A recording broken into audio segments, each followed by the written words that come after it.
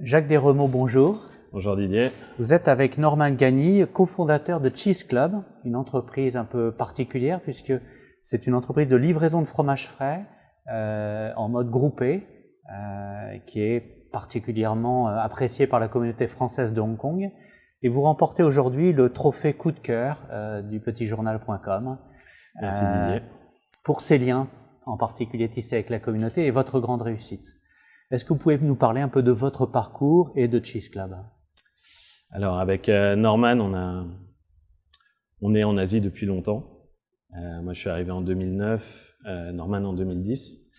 Et on souffrait tous les deux de ne pas pouvoir consommer de manière régulière du fromage, car les prix étaient vraiment déraisonnables à Hong Kong ou à Shanghai ou dans d'autres parties de la Chine. Du coup, on a réfléchi à comment est-ce qu'on pourrait proposer à la communauté ici des fromages de qualité à un prix raisonnable. Et on est arrivé à un système de groupement de commandes où on met en ligne une offre pendant une semaine à peu près.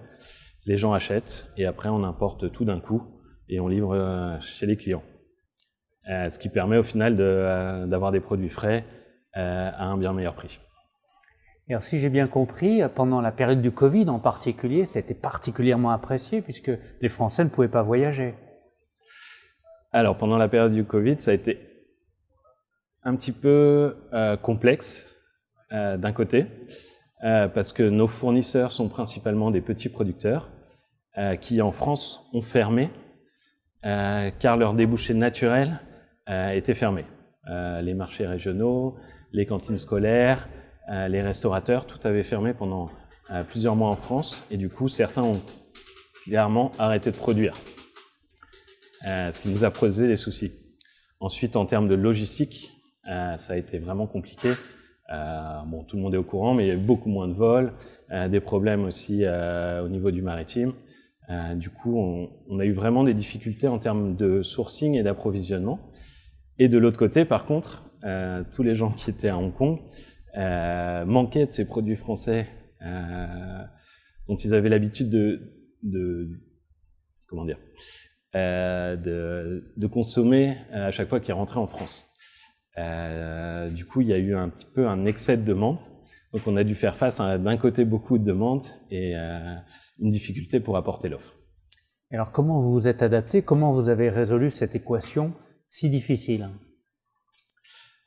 Alors, depuis le début, on a créé la société il y a moins de 5 ans. Donc, on est un petit peu habitué aux situations difficiles.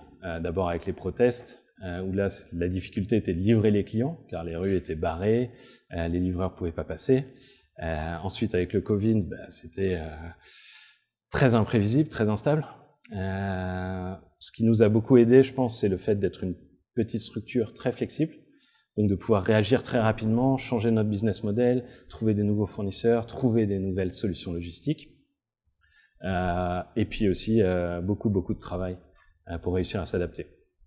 Alors, si j'ai bien compris, vous avez non seulement pu tenir pendant cette période, mais aussi diversifier votre offre avec, en plus des fromages, qui est votre business traditionnel, du vin, des fruits, des assortiments, des plateaux complets.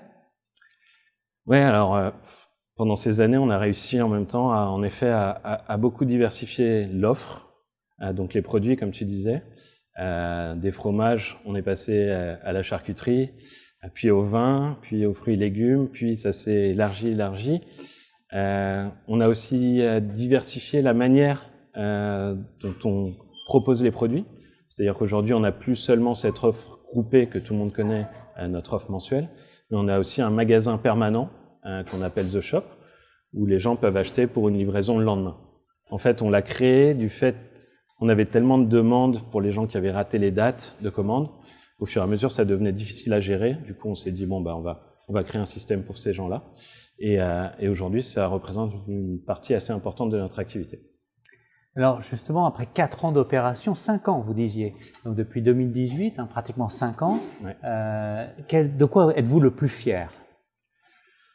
Je pense que Norman, mon associé, sera d'accord avec moi, mais ce qui nous touche le plus et ce dont on est le plus fier, c'est à chaque rencontre avec un client, d'avoir ce retour qui est très positif sur nos services, d'entendre à quel point les produits qu'on vend sont pas seulement on livre des produits, on apporte un peu de bonheur en fait aux gens chaque mois avec chaque livraison.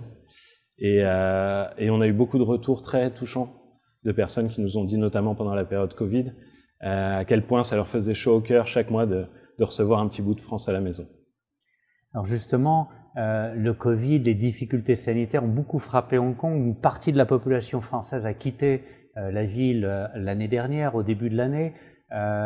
Comment vous vous êtes adapté? Je crois que vous avez pu toucher d'autres populations que les Français. Et puis, c'est un secret pour personne, des nouveaux expatriés français arrivent. Comment aujourd'hui vous voyez les choses? Alors c'est vrai que l'année 2022 a été assez difficile émotionnellement. On a eu beaucoup de départs de clients historiques, de personnes qui commandaient chez nous tous les mois depuis des années, ce qui nous a fait un peu de mal.